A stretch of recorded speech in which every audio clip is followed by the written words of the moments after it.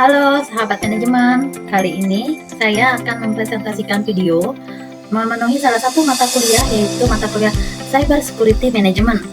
Topik yang akan saya bahas saat ini yaitu mengenai Information System for Supply Chain Management, Uncertainty, Risk, and Cyber Security. Saya dengan Ida Ayu Putu Ita Fernitasari. Yang pertama, kita akan membahas yaitu abstrak. Penelitian ini bertujuan untuk menyelidiki status saat ini dan arah masa depan penggunaan sistem informasi untuk manajemen rantai pasokan bagi perusahaan dengan produksi multi-komponen. Makalah ini juga menyajikan metode penelitian kualitatif untuk menganalisis proses rantai pasokan dan untuk mengidentifikasi secara dukungan informasinya. Disimpulkan bahwa untuk mengidentifikasi strategi dukungan informasi rantai pasokan yang paling efektif, perhatian harus fokus pada identifikasi dan pengelolaan sumber ketidakpastian, risiko, dan keamanan cyber. Agar berhasil mengintegrasikan proses bisnis antara pemasok dan pelanggan, produsen harus memecahkan masalah keamanan informasi yang kompleks. Hasil praktis utamanya adalah mengusulkan pendekatan baru terhadap identifikasi dan prediksi risiko pasokan. Dalam kondisi ketidakpastian, mengusulkan solusi kompleks untuk mengamankan data dalam sistem informasi untuk manajemen rantai pasokan. Selanjutnya yaitu latar belakang. Supply Chain Management atau SCM adalah pengaturan, perencanaan, pengendalian, dan realisasi aliran produk mulai dari perancangan dan pembelian melalui produksi dan distribusi hingga ke konsumen akhir sesuai dengan kebutuhan pasar untuk efektivitas biaya. Sistem SCM secara signifikan dapat memenuhi permintaan produk perusahaan dengan lebih baik dan secara signifikan mengurangi biaya logistik dan pembelian. SCM mencakup seluruh siklus pembelian bahan baku, produksi, dan distribusi produk. Secara umum, peneliti mengidentifikasi 6 bidang utama yang menjadi fokus manajemen rantai pasokan, yaitu produksi, persediaan, lokasi, inventaris gudang, transportasi, dan informasi. Selanjutnya yaitu variabel penelitian, menggunakan sistem informasi untuk manajemen rantai pasokan, ketidakpastian, risiko, dan keamanan cyber. Selain itu, IoT, DevOps, dan teknologi cloud juga menjadi variabel dalam penelitian ini. Penelitian ini juga mengidentifikasi berbagai ancaman cyber yang terkait dengan SCM, seperti aplikasi yang tidak diinginkan, trojan, spam web, dan penipuan iklan atau hoax. Berikut mengenai bagan dalam SCM yang dapat kita lihat. Selanjutnya yaitu tentang jenis kerentangan, cara melakukan serangan web. Saat ini, spesialis keamanan informasi menggunakan server proxy saat memindai konten untuk mengidentifikasi potensi ancaman yang mencari infrastruktur internet yang rentan atau kelemahan jaringan yang memungkinkan peretas mendapatkan akses tidak sah ke manajemen rantai pasokan. Ancaman tersebut diantaranya yaitu yang pertama, aplikasi yang mungkin tidak diinginkan atau kuat, seperti eksistensi browser berbahaya, kemudian trojan, dropper, dan loader, kemudian tautan ke spam web dan iklan palsu atau hoax, kemudian kerentangan browser seperti JavaScript dan mesin rendering grafis, yang terakhir yaitu pengalihan browser, clickjacking, dan konten dalam web palsu. Selanjutnya yaitu kita akan membahas mengenai spyware atau perangkat mata-mata. Spyware yang menyamar sebagai kuah adalah perangkat lunak yang secara diam-diam mengumpulkan informasi tentang aktivitas komputer pengguna.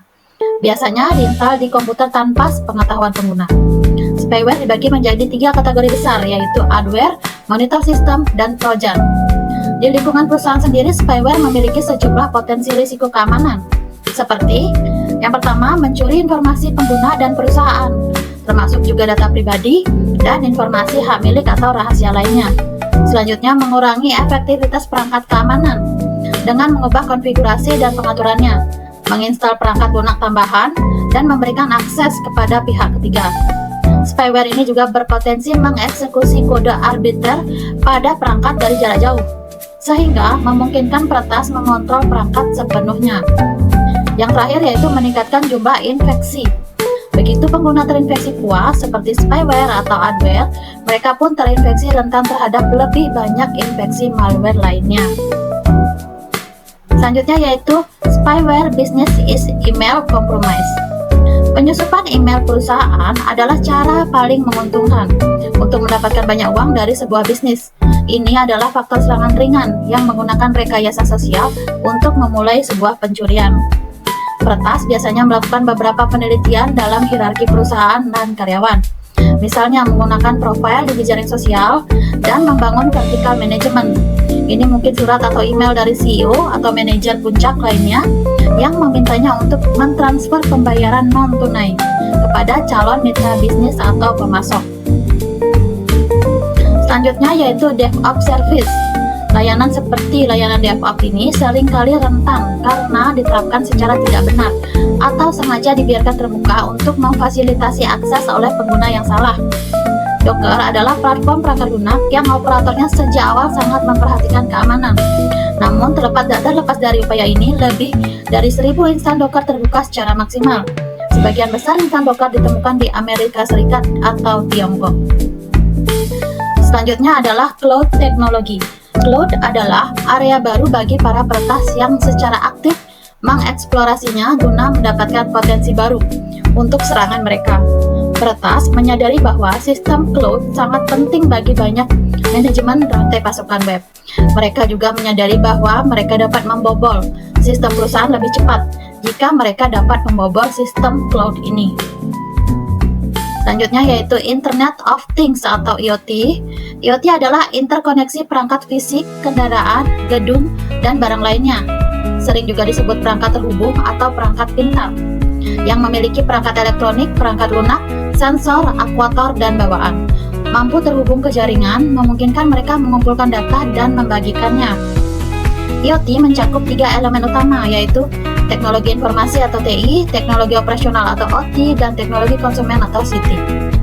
Salah satu permasalahan IoT adalah rumitnya pengawasan. Kebanyakan pakar keamanan informasi tidak mengetahui yang mana perangkat IoT terhubung ke jaringannya. Terakhir yaitu kesimpulan. Organisasi membutuhkan analisis konteks keamanan secara real time untuk memastikan kontrol yang mudah. Dengan tidak adanya solusi yang menyediakan pemantauan waktu nyata dan deteksi jalur kebocoran, penyerang dapat bergerak di dalam jaringan tanpa diketahui. Selain itu, organisasi harus menguji kebijakan segmentasi serta menerapkan alat yang kuat untuk memverifikasi keefektifan kebijakan tersebut. Organisasi juga harus melakukan inventarisasi perangkat dan sistem yang terhubung ke jaringan. Jika tim keamanan hanya dapat memeriksa dengan snapshot atau daftar lama perangkat yang dikelola, mereka dapat melewatkan setidaknya sekitar 20% perangkat yang terhubung secara fisik ke jaringan melalui koneksi kabel. Inventarisasi semacam itu harus dilakukan secara teratur dan otomatis, karena jaringan perusahaan, infrastruktur cloud, dan infrastruktur perangkat akhir tersebut berubah dan tidak dapat dipantau secara efektif oleh staf secara manual. Demikian presentasi video dari saya. Terima kasih, semoga dapat bermanfaat untuk semua.